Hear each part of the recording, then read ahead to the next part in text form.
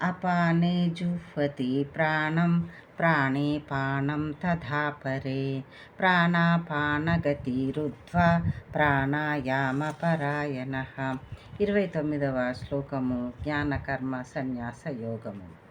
అపరే నియతాహారః ప్రాణాన్ ప్రాణేషు జుహ్వతి సర్వేప్యేతే యజ్ఞవిధో యజ్ఞాక్షపిత కల్మషాః.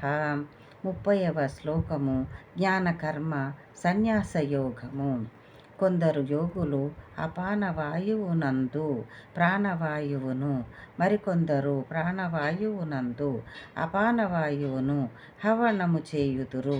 ఇంకను కొందరు నియమితాహార నిష్ఠితులై ప్రాణాయామ పరాయణులైన వారు ప్రాణాపానగమనములను నిలిపి ప్రాణములను ప్రాణముల యందే హవనము చేయుదురు.